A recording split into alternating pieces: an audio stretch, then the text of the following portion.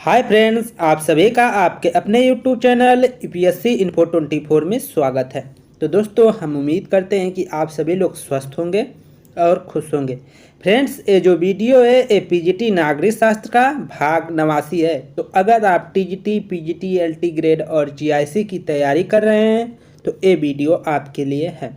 Start करते हैं आज का पहला नंबर क्वेश्चन, जो 41 नंबर से शुरू हो रहा है। क्वेश्चन है फ्रेंड्स, सूची 1 तथा सूची 2 को सम्मिलित कीजिए तथा नीचे दिए गए उत्तर को चुनिए। सूची 1 का सूची 2 से मिलान करना है और कूट की सहायता से आंसर को चूज करना है, चुनना है। पहला है आपका कथन है जो वह तलवार के बिना प्रासंगिकता मात्र शब्द है। तलवार के बिना प्रसंविदा मात्र शब्द है। तो एक किसका है? तो ये जैसा कि आप लोग जानते हैं कि ये जो है हाफ्स का कथन है। ये किसका कथन है? हाफ्स का कथन है कि तलवार के बिना प्रसंविदा मात्र शब्द है। ये हाफ्स का कथन है। और इसके बाद व्यक्ति को स्वतंत्रता के लिए बाध्य किया जा सकता है। तो ये किसका है? ये रूसो का है। ये वाला रूसो का है दोस्तों। बी का चौथा से हो जाएगा रूसो। इसके बाद है उच्चतर शक्ति केवल डाकुओं का झुंड बना सकती है, राज्य नहीं। तो ये किसने कहा है? ये बोधा का कथन है। तो आपका जो सी है वो बोधा चला जाएगा दोस्तों। इसके बाद आपका डी बचता है, तो डी आपका जेएस मिल का कथन हो जाएगा। तो डी क्या है कि राज्य का कार्य व्यक्तियों में आत्मनिर्भरता की भावना को नष्ट करता है, उसके उत्तरदायी को कमजोर करता है तथा उसके चरित्र को कुंठित करता है। ये किसने कहा है? तो ये मिल ने कहा है। तो अब ऑप्शन आपको दिख गए हैं, कौन किससे मिलान करना है। तो इस तरह आप देखेंगे तो ए का पहला, तो ए का तीसरे से मिलान होगा, तो ए का तीसरा सब में है। और इसके बाद बी का आपका चौथे से होगा, तो बी का चौथा यहाँ पे 2 है, पहला और दूसरा तीसरा। और सी आपका, सी का जो है आपका पहला से है, तो सी देखिए पहला किस में है, तो सी का पहला यहाँ पे है। तो आपका आंसर ए के साथ जाता है। कूट ए सही हो जाएगा, ए। तो आंसर आपका ए सही है। इसको आप नोट कर लीजिएगा। व्याख्या देख लेते हैं। हाफ्स ने कहा है कि तलवार के बिना प्रसंविदा मात्र एक शब्द है। रूसो के अनुसार व्यक्ति को स्वतंत्र होने के लिए बाध्य किया जा सकता है। और बोधा कहता है कि उच्चतर शक्ति केवल डाकुओं का झुंड बना सकती है, राज्य नहीं। मिल का कथन है राज्य का कार्य व्यक्ति में आत्मनिर्भरता की भावना को नष्ट करता है। राज्य का कार्य व्यक्ति में आत्मनिर्भरता की भावना को नष्ट करता है, उसके उत्तरदायी को कमजोर करता है तथा उसके चरित्र को कुंठित करता है। आगे देखिए 42 नंबर क्वेश्चन, भारत संघ से किसी राज्य के पृथक होने को प्रतिबंधित किया गया है। भारत संघ में से किसी राज्य को पृथक होने को प्रतिबंधित किया गया है। तो किस संविधान द्वारा, किस अधिनियम द्वारा, ये आपको बताना है।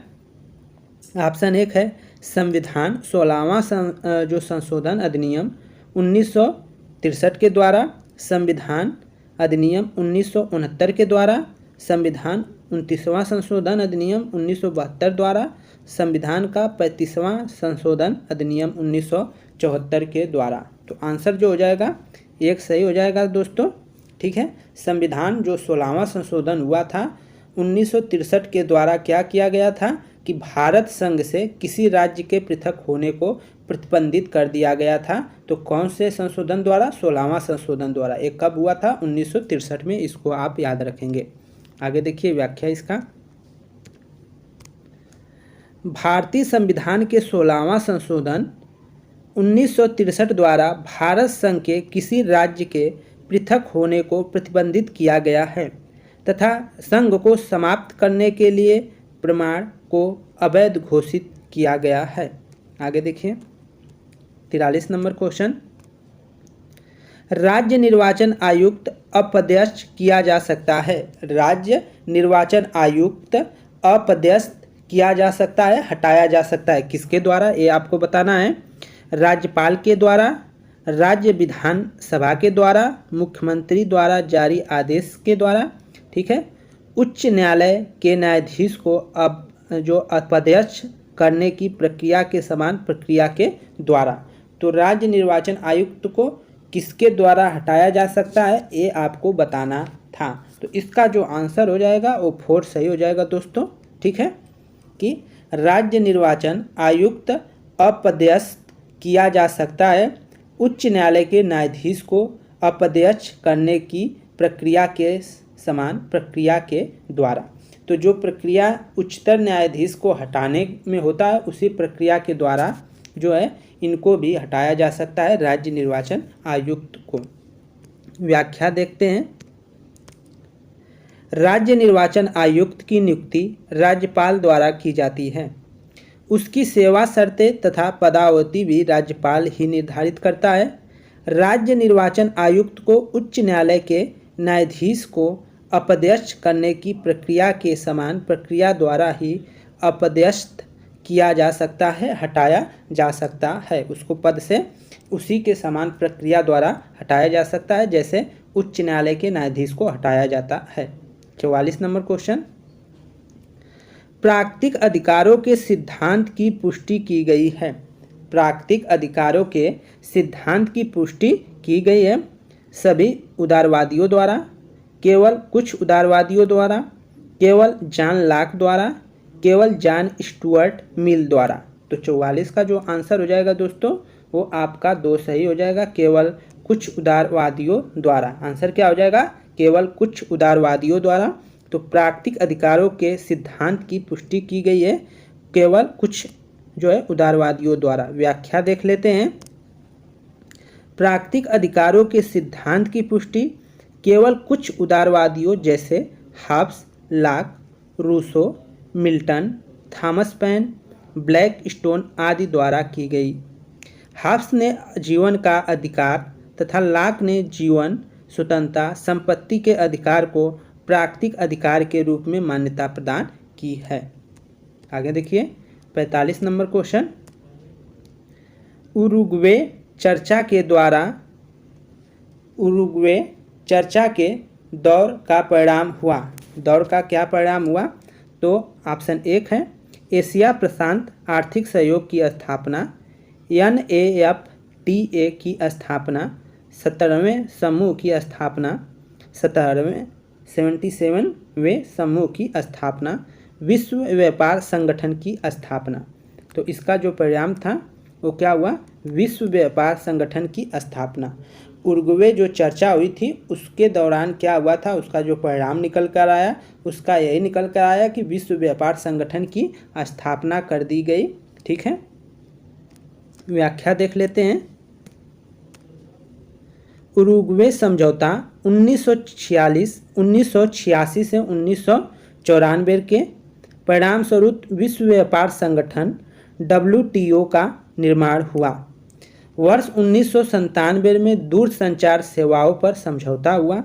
इसके अतिरिक्त व्यापार विषयक बौद्धिक संपदा अधिकार, ट्रिप्स, व्यापार विषयक निवेशक युक्त तथा ट्रिम्स कृषि वस्तु का व्यापार नियम लागू किया गया। तो ये सब नोट कर लीजिएगा, बहुत ही इम्पॉर्टेंट क्वेश्चन है। आगे देखते हैं। मिलान करना है दोस्तों सूची 1 को सूची 2 से और आंसर देना है। इधर दिया है कैबिनेट शासन प्रणाली है, अध्यात्मक शासन प्रणाली है, संघात्मक शासन प्रणाली है, एकात्मक शासन प्रणाली है। अब किसका किससे संबंध है ये आपको बताना है। तो आप जैसा जानते होंगे कि कैबिनेट शासन प्रणाली में सामूहिक उत्तरदायित्व होता है। कैबिनेट जो शासन प्रणाली होता है उसमें सामूहिक उत्तरदायित्व होता है, ठीक है। और आध्यात्मिक जो शासन प्रणाली में शक्ति का क्या होता है, पृथक्करण होता है। तो शक्ति का पृथक्करण होता है, तो इसका 1 कर लेंगे। और इसके बाद संघात्मक शासन प्रणाली में जो होता है दोस्तों, उसमें क्या होता है, शक्तियों का विभाजन होता है। तो शक्तियों का विभाजन होता है इसमें। और इसके बाद एकात्मक शासन प्रणाली में शक्ति का संकेंद्रण एक व्यक्ति के हाथ में शक्ति होता है। तो इस तरह मिलान है। तो पहले का जो है A का 2 होगा, A का 2 देखते हैं। तो हमारा आंसर 2 वाला सही हो गया। पहले ही एक ही मिलान पे सही हो गया आंसर, ये आप ध्यान रखेंगे। तो 2 आंसर सही हो गया। तो पहले का 2 और बी का इस तरह है। कैबिनेट शासन प्रणाली जो है सामूहिक उत्तरदायित्व तो होता है। अध्यात्मक शासन प्रणाली का क्या होता है? शक्ति पृथक्करण होता है। संघात्मक शासन प्रणाली में शक्ति विभाजन होता है और एकात्मक शासन प्रणाली में शक्ति का संकेंद्रण होता है। तो ये आपका ऑप्शन जो है 2 सही हो गया। व्याख्या देख लेते हैं। कैबिनेट शासन प्रणाली में सामूहिक उत्तरदायित्व, अध्यात्मक शासन प्रणाली में शक्ति का पृथक्करण, संघात्मक शासन प्रणाली में जो है शक्तियों का विभाजन तथा एकात्मक शासन प्रणाली में शक्तियों का संकेंद्रण होता है। आगे देखिए 47 नंबर क्वेश्चन। फ्रांस में सरकार और राष्ट्रपति के बीच जटिल संबंध है, इसका कारण है। फ्रांस में सरकार और राष्ट्रपति के बीच जटिल संबंध है, इसका जो कारण क्या है ये आपको बताना है। ऑप्शन 1 है राष्ट्रपति का प्रत्यक्ष चुनाव, शक्तियों का केंद्रीकरण। 3 है एक मिली-जुली राष्ट्रपति संसदीय शासन जो प्रणाली है की सरकार होती है। और 4 है सरकार को नियंत्रित करने की संसद की लघुकृत शक्तियाँ। तो 47 का आंसर जो हो जाएगा दोस्तों 3 सही हो जाएगा। एक मिली-जुली राष्ट्रपति संसदीय जो प्रणाली की सरकार। तो फ्रांस में सरकार और राष्ट्रपति के बीच जटिल संबंध है, इसका कारण है कि एक मिली-जुली राष्ट्रपति संसदीय प्रणाली की सरकार। ये ऑप्शन 3 सही हो जाएगा। व्याख्या देख लीजिए। फ्रांस में एक मिली-जुली राष्ट्रपति संसदीय प्रणाली की सरकार है, जिसके कारण सरकार और राष्ट्रपति के बीच जटिल संबंध देखने को मिलते हैं।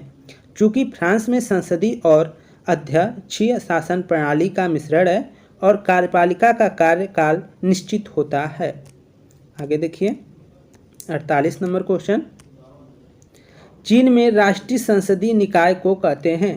चीन में राष्ट्रीय संसदीय निकाय को क्या कहा जाता है ये आपको बताना है। ऑप्शन 1 है राज्य परिषद, ऑप्शन 2 है राष्ट्रीय जन कांग्रेस, ऑप्शन 3 है जनसभा और ऑप्शन 4 है सर्वोच्च सोवियत। तो आंसर जो हो जाएगा 2 सही हो जाएगा दोस्तों। 48 का 2 आंसर सही है।